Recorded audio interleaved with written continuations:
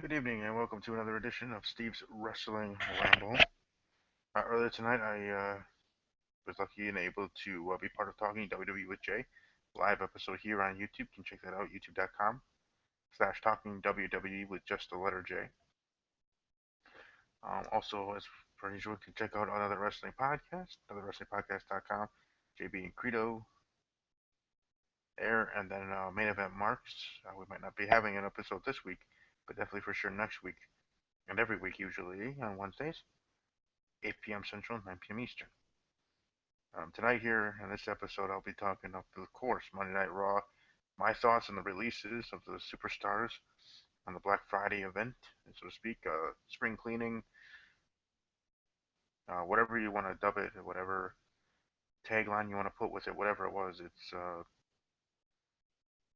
people losing their jobs, future endeavored, um, so it matters. As a fan base, sometimes with these future endeavor stuff, we see it coming. Some superstars more than others, and we're not too concerned with it in that way. But if you think of it in a deeper scope, as it is, with said superstars, losing their jobs, losing positions, whether or not they'll be fine on their own, who knows? Outside of WWE, maybe they will be. Maybe I know in the case of Wade Barrett, be better off um, doing things on his own. But I'll talk more about that when we get to there. But of course, as I usually do, or as I hope to usually do, go point by point here through Monday Night Raw, and hopefully have people join in the episode. I also am um, actively, still actively searching for a co-host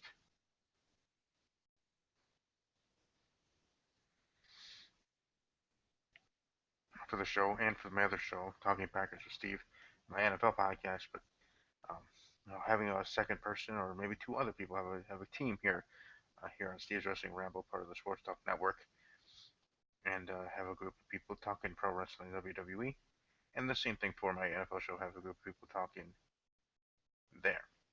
But jumping right into Raw, uh, taking place at CenturyLink Center in Omaha, Nebraska. Starts out with Chris Jericho coming out to start the show with the highlight reel. And I was kind of expecting it to be Shane McMahon and Stephanie McMahon. I mean, they're used to starting Raws with the McMahon family, and storylines progress from there. Whether it was the Authority back in the past or not too distant past, and the McMahon family storyline saga here with the sibling rivalry, quote unquote. They might have could have started there. I like what they did with them having more backstage moments than on screen. I mean, cutting like a 30-minute promo could have been in the ring to each time um, out and being backstage, interacting with different superstars and that economy was supposed to try and be happening there. Whether it was Kevin Owens trying to drive a wedge or Chris Jericho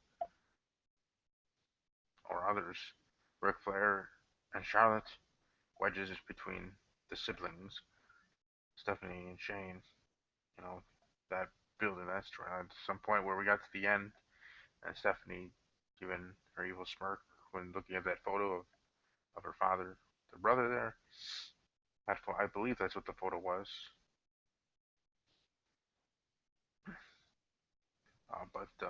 But like I said, starting off, Chris Jericho comes out, cutting a promo there on Dean Ambrose on him being in the hospital, being in the same hospital ward as Big Cass, or at least he brings that up when, or with Enzo Amore, he brings it up when Big Cass comes out, interrupting him cutting the promo. I think Big Cass looked a little bit nervous. Not saying he stumbled or mumbled or anything like that. Um, Delivery of his lines in the promo were fine, in my opinion. I think just looking at him and his nonverbals there, interacting there with Chris Jericho, seemed like he was a little bit nervous. But then again, that's just me thinking things. So I just wanted to share that right off. Now I know I teased on Twitter, which you can follow me at WB_podcast. For some reason, my banner here that I usually have is not working. That app is not currently working here in Google Hangouts, which is what it is. But um, as I teased it, I was going to show some clips and things from Joe Cronin's show and from JD from NY206. They're reviews of Monday Night Raw, this past Raw, of course. And I think the first one I want to share is going to be JD's, and it's going to be right in the beginning of his video of the review, and him giving his overall thoughts on Raw and the subject. Um, if I can make sure I do this right. Remember how to do a screen share here, but give me a moment.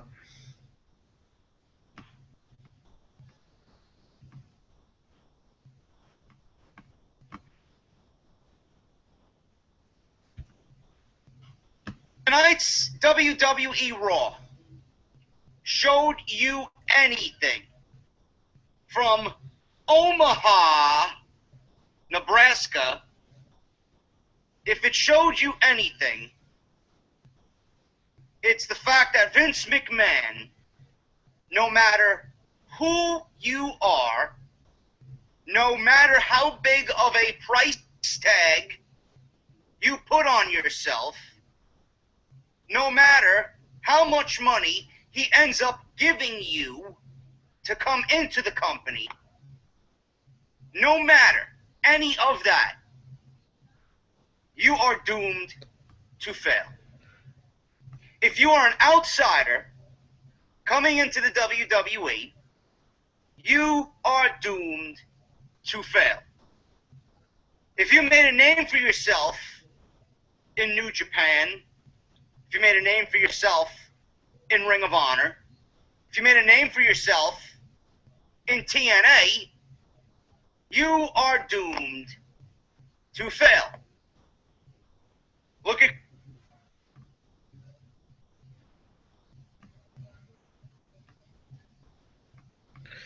I just wanted to share that, him giving his thoughts on talent coming from from the outside coming into WWE, and his opinion being that when they come to WWE and Vince McMahon signing them, no matter how much cachet or credibility they had in those outside promotions, that in his opinion they are doomed to fail. And if you keep watching, check out that entire video on his YouTube channel, JD from NY206 on YouTube. Not too hard to find him. Very popular YouTuber, a very smart man as well.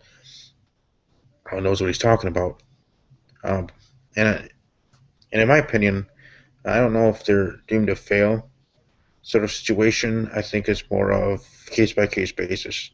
I really go with that for anything. It's always case by case basis. Maybe one will not work out because of whatever situation. Maybe one will get injured. Maybe one will be a doomed to fail situation where Vince didn't like the superstar from the start and only signed him to WWE to pretty much bury them. You never know. That could be at least for some, or at least one, but not to all. I don't know if I would, in my humble opinion, would put that as a thing for everything or for all of them. But certainly for some.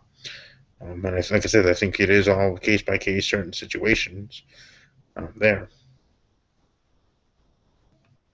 But either way, like I said, I just wanted to share that with the mass and check out his channel on YouTube. Very entertaining. You can always he never minces words either. If he wants to get a point across, he'll get his point across, whether raising voice or however. Showing his passion. That's just what he does. Showing his passion. People can take it how they want, but that's just what he does and how he does it. And I not only respect it, but I like it. See, on my show here, obviously I'm different. I might seem more mellow, maybe monotone, maybe too relaxed.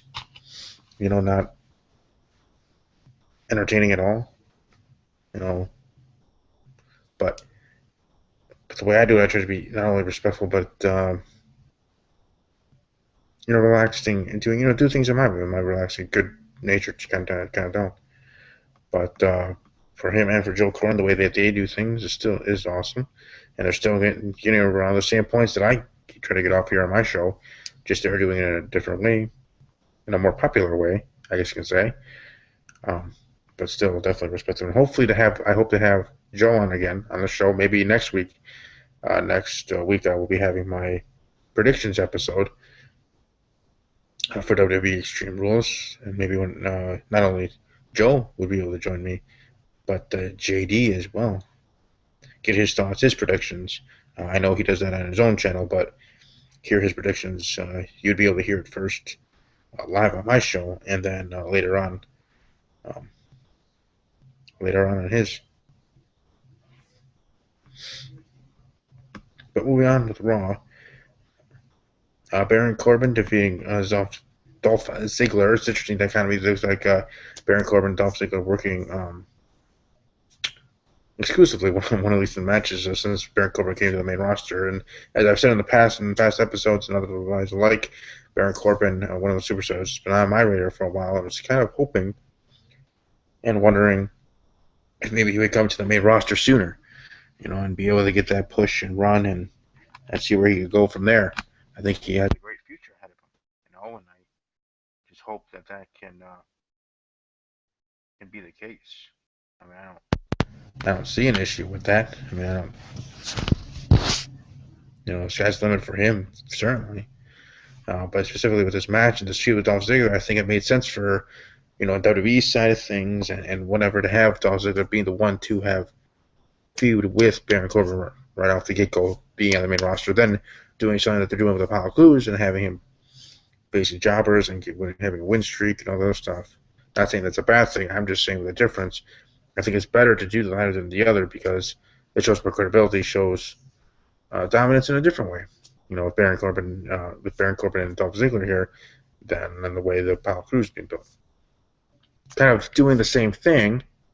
You're building up your new main roster talent, but in different ways. See, with Baron Corbin, you're doing it, and with having him face people right off the bat, high profile, good superstar, and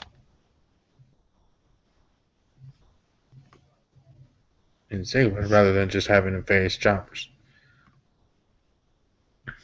But that's, like I said, that's just me.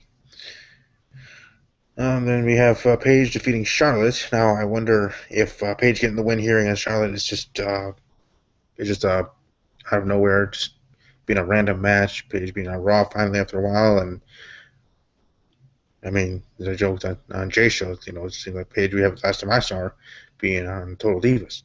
Don't remember the last time I actually saw her in the ring, but last night in the match, Charlotte getting the win and the roll up and everything.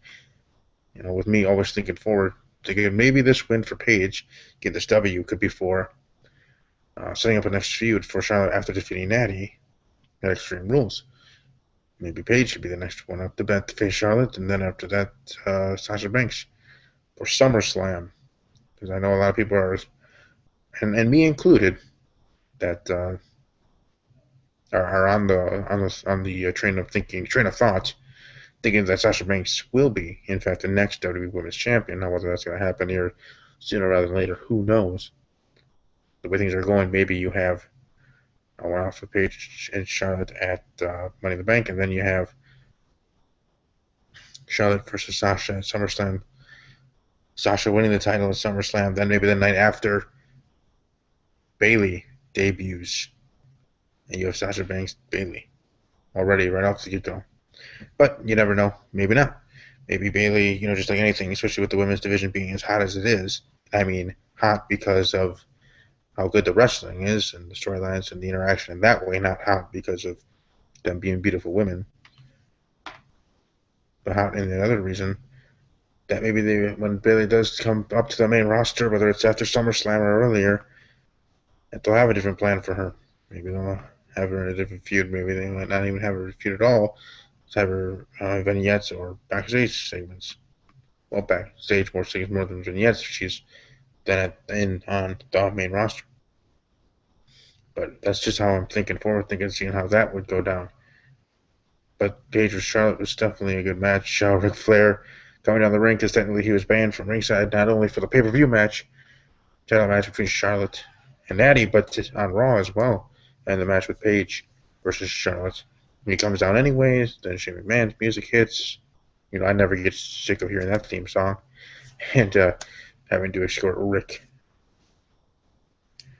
back to the back. So, or the referees and then Jim McMahon is telling Rick to go back to the back. So that was interesting as well.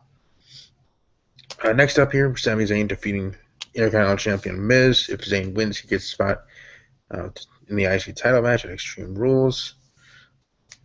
Pretty good match. In several minutes of the match, Sami getting out of the figure four and hits making no driver for a 2 count. I really liked it back and forth. Miz doing his part role as a heel. I know a lot of people dislike him, but I think in the end that's just Miz doing his job, being that heel heat, being hated, and with a gimmick being like a Hollywood A-lister superstar jabroni thing in that way.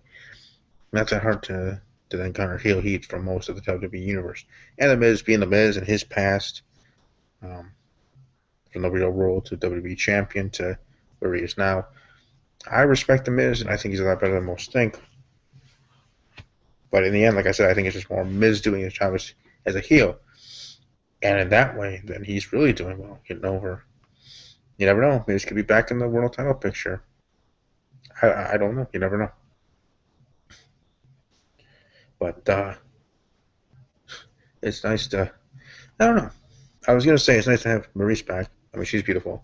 But I think also having her back is helpful for the Miz in the role, especially in this gimmick, and them both being that type of heel, and really makes it work well together. Even more so because you know that in real life that they're husband and wife. So that on top of that, to whatever they do in the storyline, makes for one heckish of a way to do things as a heel. So I think this is doing all right, and I think sky's the limit for him again.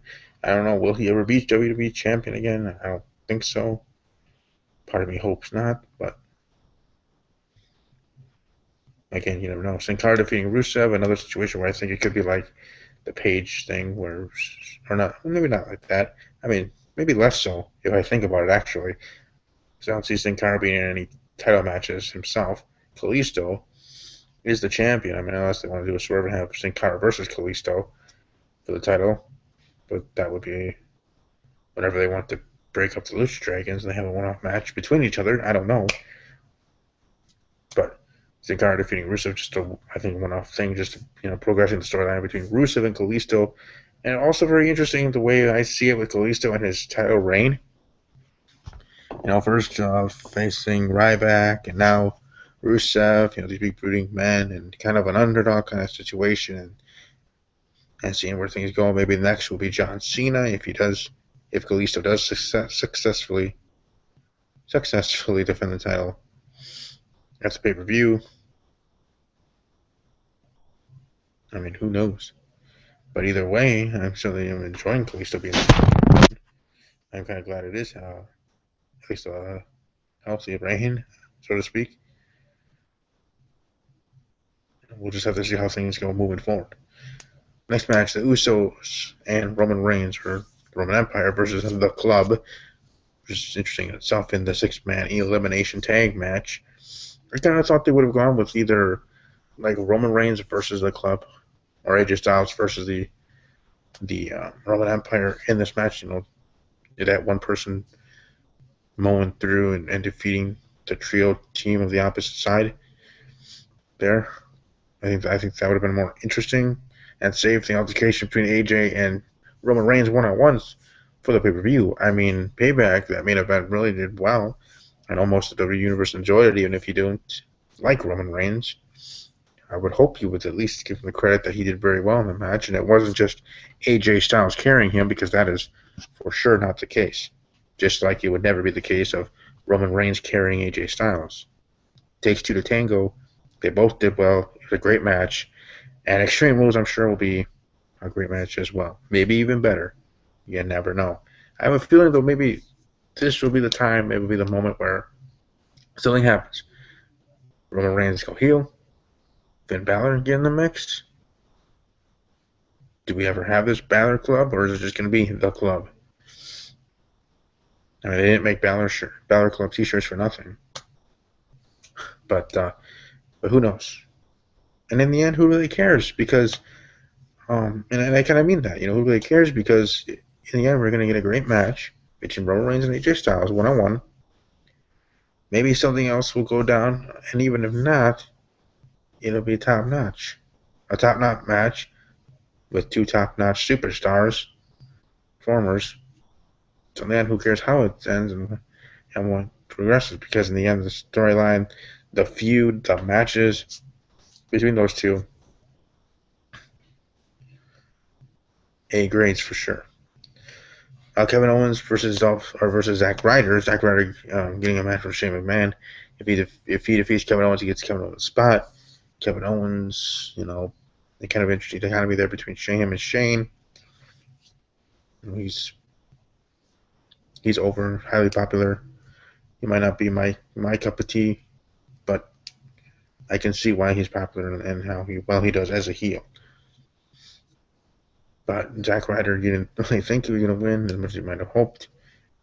So Kevin Owens staying in the match fatal 4-way that we're going to have at Extreme Rules for the Intercontinental Championship. Now the other boys defeating the New Day, not really much for me to say there for the match, but the interaction fought villains.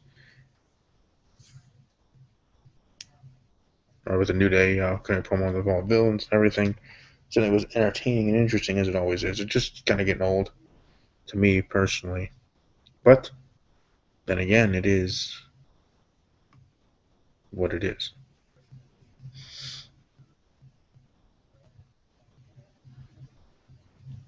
Before I start talking about this main event, I want to share the clip from the Joe Cronin show and the live thing there. Hopefully, you guys all enjoy this. Reporting on Patreon, Tyler Black always gets through pretty quickly because he sports on Patreon. But I just thought that segment really should have been saved for the end, and that was clearly what they normally would do.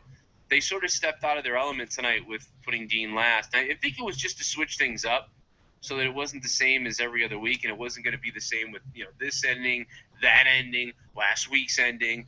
But that being said, it really didn't look right. It didn't make any sense to end Raw with Dean Ambrose in a jacket. I mean, did they think that people were going to freak out for Ambrose? I don't know.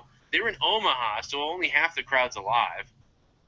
And you could hear it when Roman was out there. You could hear the women and kids all just chanting for Roman. Oh, yeah, big time.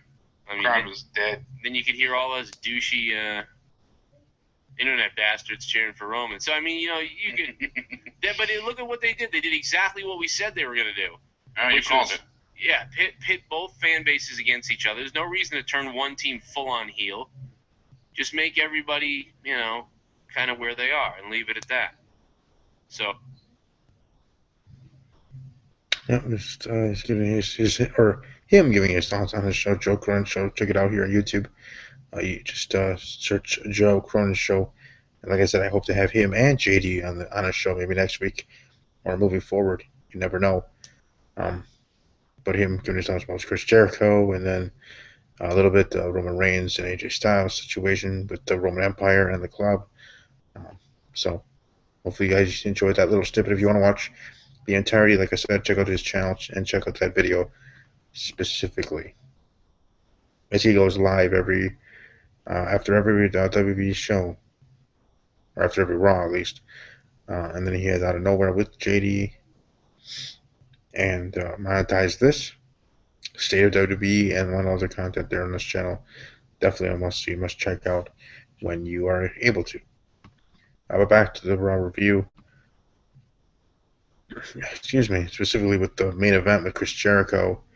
It was supposed to be Chris Jericho versus Big Cass. In the end, the match never happened. I would have kind of liked to see it happen. I know I talked about it in the group, the Marks for Life group on YouTube, youtube.com/groups/pro wrestling marks. Check it out again. I will say facebook.com/groups/pro wrestling marks. You have to ask to join, and then one of the admins, administrators for the group will accept your request, or not. I don't know. But depending on who checks your stuff. But anyways, that's the group, and that's where I made the notion in our Raw thread conversation that Big Cass reminds me of Diesel in a way of how he could get a push as a singles competitor if whenever that time comes. Now, with Enzo Amore, when he comes back, when he's 100%, he's going to be, they're going to be Big Cass and Enzo, the tag team, and at some point tag team champions, I'm sure. How you doing? Which, by the way, not only do I equate with that, but with the great character from the TV show Friends, Joey Tribbiani, played by the actor Matt LeBlanc. That's where that originated, at least for me. But anyways, but with Big Cass, when he's singles, he's gonna have a great push. Singles push and a singles run could be like a Diesel, could get a title shot, title win. Could be a future WWE World Champion. You never know. Why put labels and restrictions and limitations to superstars just because you can, right? We think this, we think that, and that's fine. We have our opinions. I do too. And most of the time I'm wrong. Sometimes I'm right. Jason Solomon from the Solo Monster Sounds Off. Most of the time he's right. Sometimes he's wrong. Good mic work here on YouTube. I'm sure even Joe Cronin and JD. Most of the time they're right. Some of the time they're wrong. Now for me it's the opposite. Most of the time I'm wrong. Some of the time I'm right. But still, in this situation, I really hope to be right because I really think that Big Cass would make a good champion. I mean, he has a long way to go. I'm not hoping or saying it should be here in the year 2016. Maybe not even the year 2017. Maybe. I don't know. But still, all superstars come superstars for a reason. They want to be the champion. The number one champion, WWE World Heavyweight Champion, as it is now. And who's to say that he might not get that chance to shine, get that chance to prove himself? If he gets over, in other extenuating circumstances that persist for him, maybe he'll get to that point. You never know. People are needed, superstars are needed in those areas. But anyways, Dean Ambrose comes back. You guys know he's my fan, or he's my number one guy in the WWE currently. Excuse me, just like Charlotte and Summer Rae are my current WWE superstars in the women's division. In the male, it's Randy Orton and Dean Ambrose in the men's division. So, anyways, Dean Ambrose coming back, attacking Jericho, then continuing doing the whole Jericho shtick and things and destroying the jacket. Revenge for Chris Jericho and it's the plant in that situation. So eye for an eye. Hopefully this can be good things for Ambrose. I'm still going to stay on the assumption and prediction or whatever you want to call it. Well, pretty much that is what you would call it, prediction, that Dean Ambrose will be 2016 Money in the Bank winner. He'll be Mr. Money in the Bank. I really think that's the way things are going. It's not just a hoping thing because I'm a fan of his. It's the way things are going, in my opinion, I think is what's going to happen thing. But obviously, we'll see. Time will tell. And I really, really think that things will be going well for him. And if that is what's going to happen, then my other prediction of Dean Ambrose being WWE World Heavyweight Champion by December 31st, by the end of the year, will come true as well. Because if he does win Money in the Bank, I see him cash in before the year's end. Heck, he might even be on that Raw episode, the final episode of 2016. Obviously, at the very latest. You never know for him to cash in. But hopefully that will be the case. And hopefully for next week, people will be able to join me in the episode to talk to pay-per-view, because predictions, I like to hear other people's thoughts on things. And whether it's in the comment section below, you're welcome to share this video, share this episode to anybody. Whether it's to friends, other YouTubers, because I would like to have others as guests, as I talked about. Excuse me.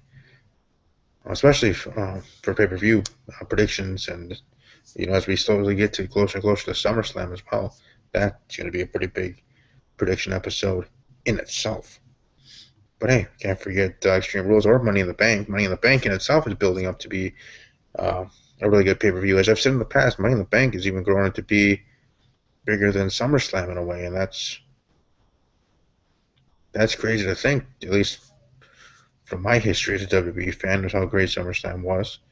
But the way Money in the Bank has grown and become popular, and it's been well for some superstars, especially with the Money in the Bank idea, which started off, I think it was WrestleMania 21, and being Chris Jericho's idea of doing that.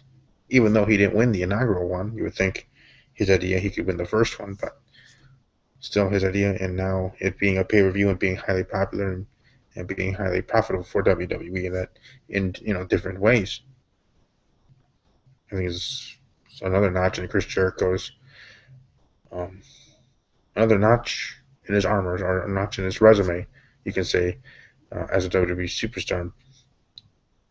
Besides being first ever undisputed champion and other things, but that behind the scenes stuff, and I'm sure other things can other people over and championing for superstars to get a push and other things I'm sure he's done. That's why I like Chris Jericho as much as people diss him, maybe because him not being like he was before or whatever your opinion is of Chris Chris Jericho. He's done a lot for this company. He will continue to do good for the company and never get tired of seeing him. You never know, a Chris Jericho podcast could be on the WWE Network. Episodes that when they have the Stone Cold podcast, maybe Talk is Jericho could be. Again, you never know. But anyways, thank you for watching. Those will watch live, and we'll be watching archive. Like I said, share it to anybody, whether it's for YouTubers, friends, other wrestling fandoms. If you want, you can link this, copy the link, and share it on wrestling fans fan pages on Facebook. However, wherever, tweet it to WWE Superstars. Have at it, because I know I have in the past myself. Have a great rest of your day. I might be doing a video later this week, either on I don't know yet, whether it's going to be political or NFL or whatever, or maybe nothing at all. Maybe we'll just wait till next week in the prediction episode. But either way, have a great day. If not, have a great weekend. And as always, take care.